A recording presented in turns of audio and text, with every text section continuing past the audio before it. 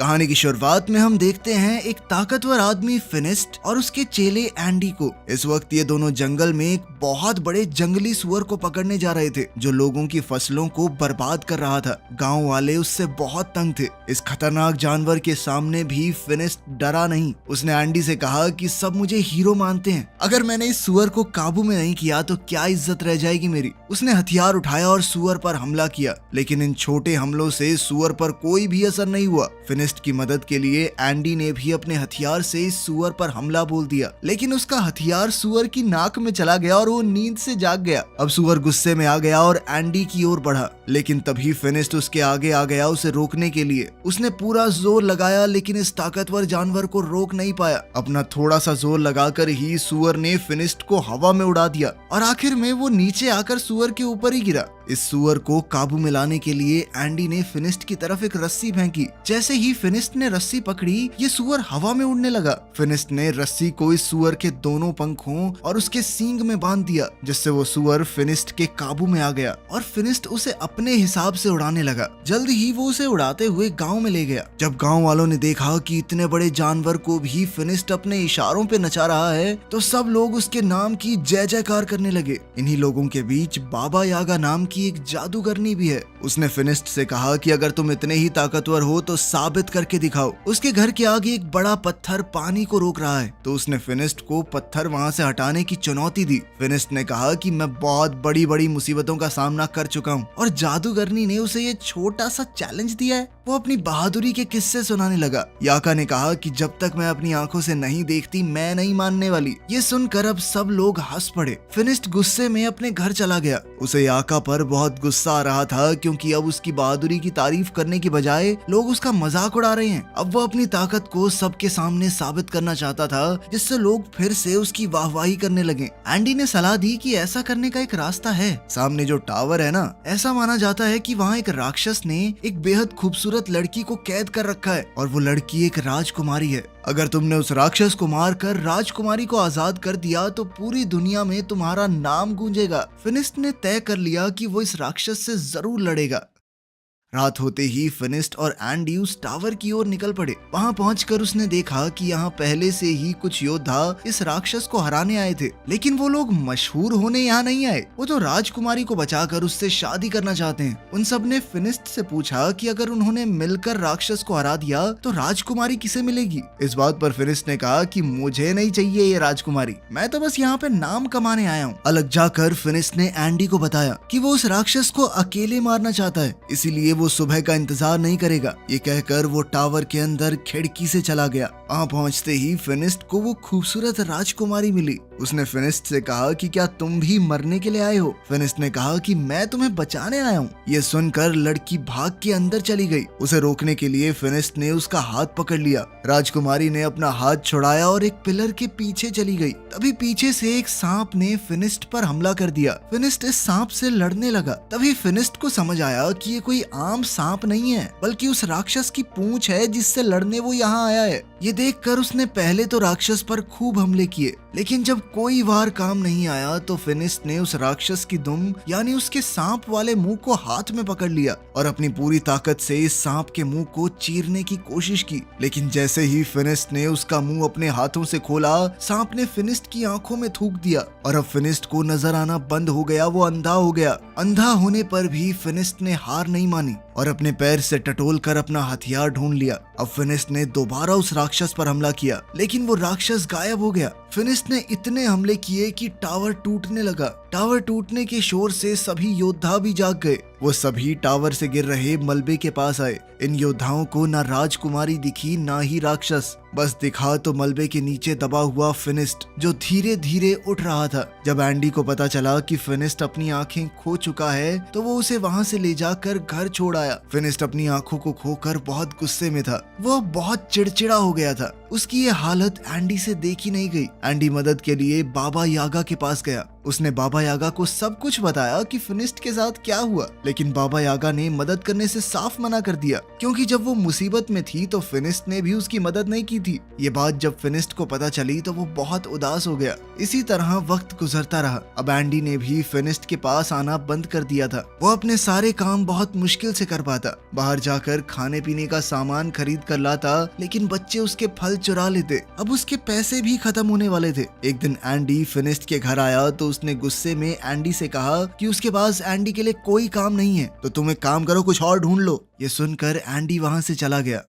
बीतते समय के साथ फिनिस्ट के सारे पैसे खत्म हो गए। अब वो दिन आ गया कि फिनिस्ट बाजार के सड़े गले फल खाने लगा। ऐसे ही एक दिन जब उसे सड़ा गला फल भी नहीं मिला तो वो अपनी टोकरी लेकर बाजार में बैठा रहा। बाबा यागा वहां से गुजर ही रही थी कि तभी उसने फिनिस्ट को देखा तो उसने अपनी टोकरी से कुछ खाने का सामान फिनिस्ट की टोकरी में डाल दिया। इससे पहले ये दोनों कुछ बात करते गाँव पर कुछ लुटेरों ने हमला कर दिया। ये लुटेरे गाँव के लोगों को मारने लगे। फिनिस्ट देख तो नहीं सकता, लेकिन उसे अच्छे से सुनाई दे रहा था कि कैसे लोग मर रहे हैं, तड़प रहे हैं। जैसे ही लुटेरे उसके पास आए उसने आवाज सुनकर वापस उन पर हमला किया। कुछ देख ना पाने के बावजूद भी सिर्फ आवाज के सहारे वो 2-3 डाकुओं से एक साथ लड़ रहा था। एक दूसरे डाकू ने फिनिस्ट पर रस्सी फेंकी, लेकिन फिनिस्ट ने ये रस्सी पकड़कर डाकू को घोड़े से नीचे गिरा दिया और फिर उसे अपनी तरफ खींचकर उसकी खूब धुलाई की। लेकिन कुछ डाकुओं ने पीछे से उस पर हमला किया और वो वहीं बेहोश हो गया। जब उसे होश आया तो वो एक शिप में था। उसकी गर्दन और हाथों को एक लकड़ी में बांधा गया था। इस जहाज में बाबा यागा और गांव के काफी सारे लोग भी थे।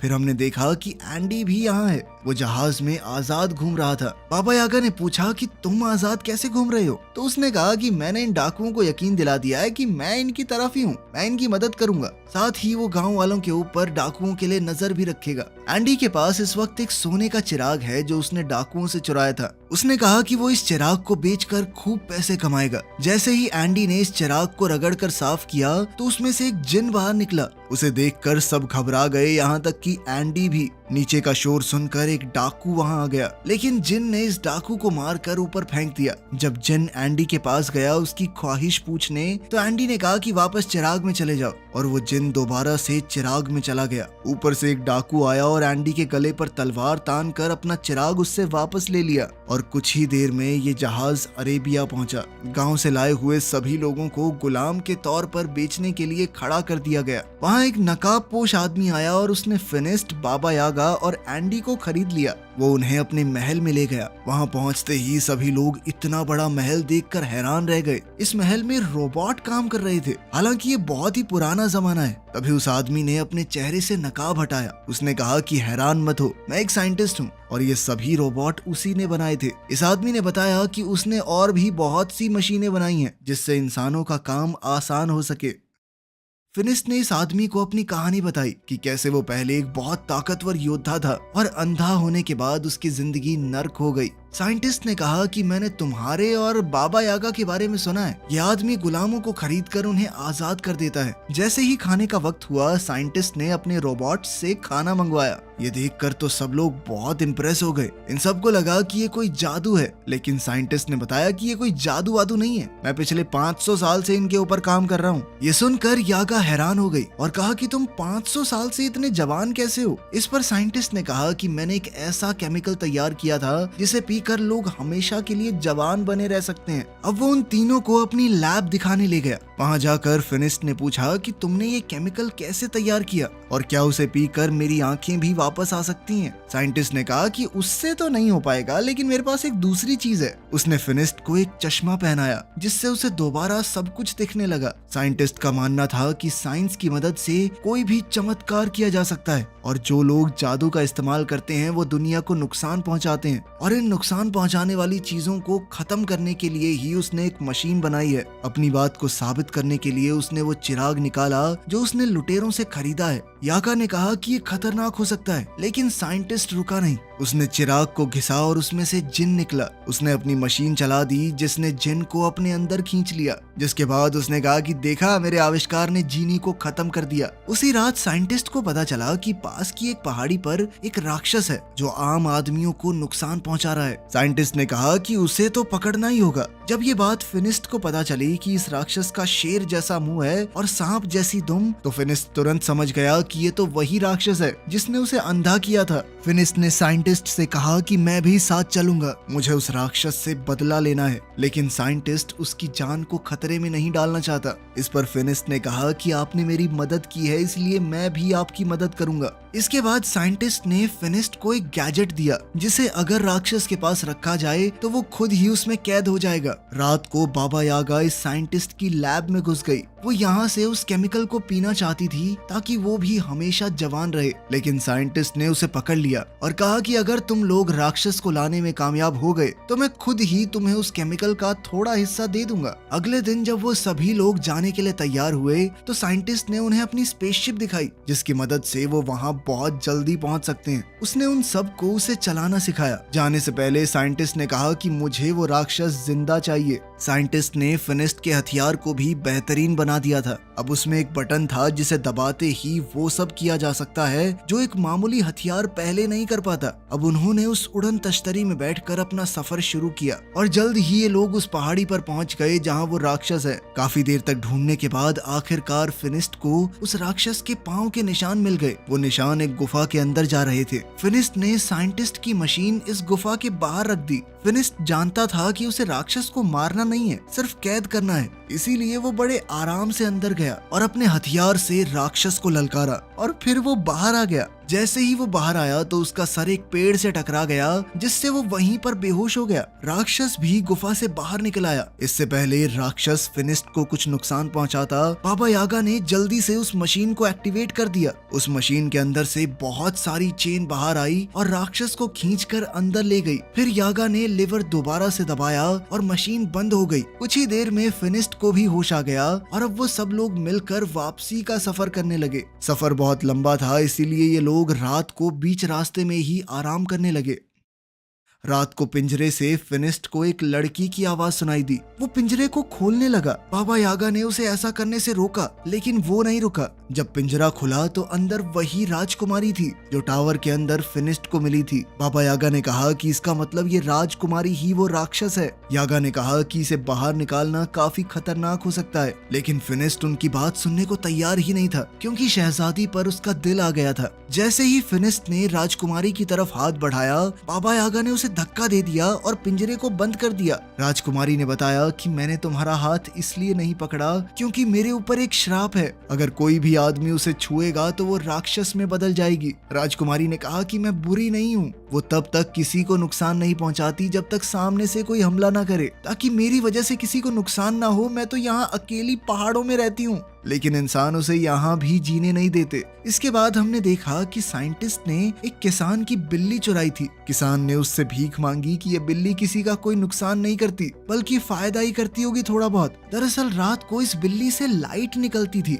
जिससे आसपास रोशनी हो जाती, लेकिन साइंटिस्ट ने किसान की बात नहीं सुनी। उसने बिल्ली को अपनी मशीन के नीचे रखा। ये मशीन किसी भी चीज की जादुई शक्तियों को खींच लेती है और इसी तरह इस मशीन ने बिल्ली की जादुई ताकत भी खींच ली और फिर बिल्ली को जादू से एक केमिकल में बदल दिया जिसे साइंटिस्ट ने अपनी तिजोरी में रख दिया। यहाँ साइंटिस्ट ने बहुत सारे केमिकल्स पहले से इकट्ठा कर रखे थे। वहाँ राजकुमारी और फिनिस्ट एक दूसरे से प्यार करने लगे थे। बाबा यागा और एंडी इन दोनों को कैद करके साइंटिस्ट के पास ले जाने लगे। ये लोग जब साइंटिस्ट के महल में पहुंचे तो दूर खड़े होकर ही साइंटिस्ट को देखने लगे। उन्होंने देखा कि साइंटिस्ट ने एक जादुई परिंदे का सारा जादू खींच लिया और उससे बने केमिकल को अपने रोबोट्स में डाल दिया। इसका मतलब था कि ये रोबोट साइंस से नहीं बल्कि जादू की मदद से चल रहे हैं। वो इन सारे केमिकल्स को सभी जादुई चीजों से निकाल रहा है। इसके बाद बाबा यागा बहुत गुस्से में उसके सामने पहुंची। उसने कहा कि तुम झूठे हो, ये रोबोट कोई आविष्कार नहीं है बल्कि जादू से चलने वाले पुतले हैं, जिसका मतलब है कि तुम्हारी उम्र भी जादू से ही लंबी हुई है।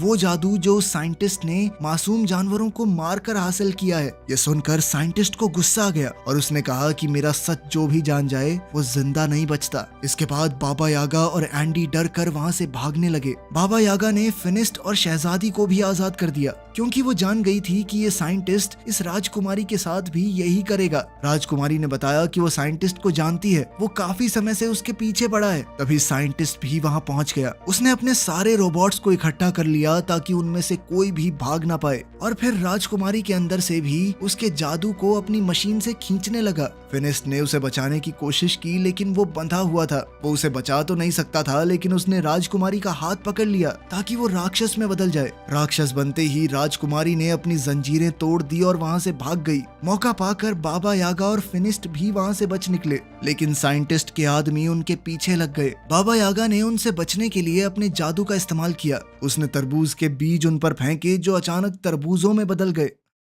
साइंटिस्ट ने भी अपना बड़ा रोबोट निकाला। वो किसी भी हाल में फिनिस्ट और बाबा यागा को नहीं छोड़ सकता, क्योंकि वो उसकी सच्चाई जानते हैं। एंडी ने साइंटिस्ट को समझाया कि हमारे पास जितना जादुई केमिकल है बहुत है, लेकिन साइंटिस्ट नहीं माना। वो बड़ा टर्टल रोबोट जब बाहर निकला तो पूरा महल टूट गया। साइंटिस्ट अब इस रोबोट के अंदर बैठकर एंडी के साथ फिनिस्ट और यागा का पीछा कर रहा था। अब वो इन दोनों पर तोप के गोले बरसाने लगा। फिनिस्ट ने यागा से कहा कि तुम इसका ध्यान भटकाओ और मैं इसके ऊपर चढ़कर इसे उल्टा करने की कोशिश करता हूँ, क्योंकि एक बार अगर ये बड़ा सा टर्टल उल्टा हो गया तो सीधा नहीं हो पाएगा। जैसे ही वो रोबोट यागा के सामने आया, उसमें लगी मशीन यागा के अंदर के जादू को खींचने लगी, जिस वजह से यागा बिल्कुल बूढ़ी लगने लगी। ये देखकर फिनिस्ट को बहुत तरस आया, लेकिन जब तक वो साइंटिस्ट का ध्यान भटका रही थी, फिनिस्ट टर्टल के ऊपर चढ़ गया। जब साइंटिस्ट ने ये देखा तो उसने टर्टल के हाथ फैला दिए ताकि वो फिनिस्ट को नीचे फेंक सके। फिनिस्ट तो नहीं गिरा, लेकिन उसका चश्मा गिर गया। अब उसे दिखना बंद हो गया था। बाबा यागा ने जैसे ही ये देखा तो वो फिनिस्ट की मदद करने लगी, उसे बताने लगी कि कैसे लड़ना है, कहाँ जाना है। इतनी ही देर में राक्षस बनी हुई वो राजकुमारी वहाँ आ गई। उसे देखकर साइंटिस्ट डर गया। वहीं फिनिस्ट ने टर्टल के गले में जंजीर बांध दी और उसे उल्टा करने लगा, जिसके बाद टर्टल के अंदर मौजूद सारा जादुई केमिकल नीचे गिरने लगा। साइंटिस्ट ने अपने जादुई पंखों से वहाँ से बच निकलने की कोशिश की, लेकिन उसके जादुई पंखों ने काम नहीं किया और वो नीचे उस जादुई केमिकल में गिरकर मर गया। वहीं फिनिस्ट भी अब थक कर बेहोश हो गया था। राजकुमारी उसे वहां गिरा हुआ देखकर रोने लगी, क्योंकि उसे डर लग रहा था कि इसे कुछ हो तो नहीं गया। वो फिनिस्ट से सच्चे दिल से प्यार करने लगी थी। जैसे ही शहजादी के आंसू फिनिस्ट की आंखों में गिरे तो उसे अचानक ही होश आ गया, साथ ही उसकी नजर भी वापस आ गई थी। फिनिस्ट ने उससे अपने प्यार का इजहार किया और हमेशा राजकुमारी के साथ रहने का वादा भी, लेकिन राजकुमारी ने कहा कि अपने श्राप की वजह से मैं तुम्हारे साथ नहीं रह सकती। फिनिस्ट उदास हो गया और अपने बाकी साथियों के साथ गांव वापस आ गया, लेकिन अभी भी वो राजकुमारी की याद में खोया हुआ था। जब बाबा यागा दोबारा जवान होने का रास्ता ढूंढ रही थी तो उसे राजकुमारी के श्राप को तोड़ने का तरीका भी मिल गया। वो खुशी से फिनिस्ट के पास गई और ये खुशखबरी उसे दी। उसने बताया कि ये श्राप शहजादी को जानबूझकर दिया गया है, इसमें उसकी कोई गलती थोड़ी है, और अब उनका अगला काम राजकुमारी के श्राप को काटना ही होगा। लेकिन वो शायद इस मूवी के अगले पार्ट में दिखाया जाएगा, जो कि अभी आया नहीं है। वीडियो पसंद आई तो लाइक कर देना, चैनल को सब्सक्राइब कर देना और 1 मिलियन जल्दी से करवा दो प्लीज। अब रुका नहीं जा रहा भाई।